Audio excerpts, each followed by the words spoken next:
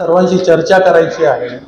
कारण सुरुवातीला सांगितल्याप्रमाणे पक्षामध्ये आपल्या भाषण होतात, त्या भाषणाची दखल घेतल्या जात नाही। कारण जावेद भाई असतात येण्याशिवायपासून आम्ही काम करतोय। आता 25वे वर्ष चकोते साहेब आता पक्षात झाले। मला ते 25 वर्ष सांगून मला माझं वय नाही सांगायचं।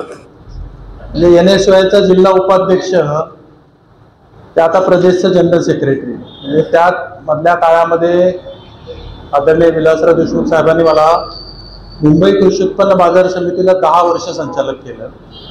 विधानसभा संभाजीनगर पश्चिम मधल्या विधानसभा लढलो। त्यानंतर डॉक्टर बाबासाहेब आंबेडकर मराठवाडा विद्यापीठाचा मी 2 वेळा सिनेट सदस्य राहिलो। पक्षानं भरभरून दिलं, आम्ही पक्षानं भरभरून दिलं। त्यामुळे आज पक्षाची वाईट वेळ आहे।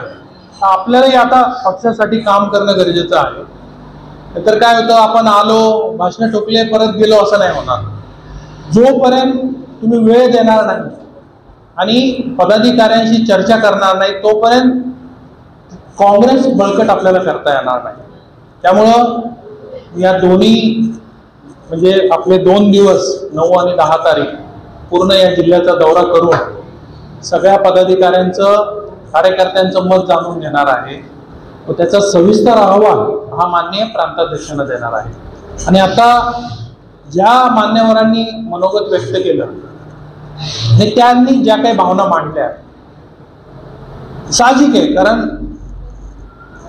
आज शिंदे साहेब बोलले की पक्षात होतं निरीक्षक येतात नोंद करतो पण त्याची काही दखल होत नाही आणि ते होत आले, तसंच आपण मोठं झालो।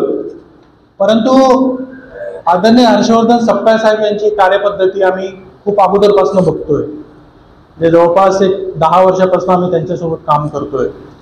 तर त्यांनी आम्हाला इथे पाठवलं तर काही ना काहीतरी, कारण काय होतं त्या बैठकीमध्ये आम्ही म्हटलं की तुम्ही आम्हाला पाठवणार, आम्ही नावं आणणार देणार आणि मग तुम्हाला जे करायचं तुम्ही करणार। म्हणजे नाही, तसं होणार नाही।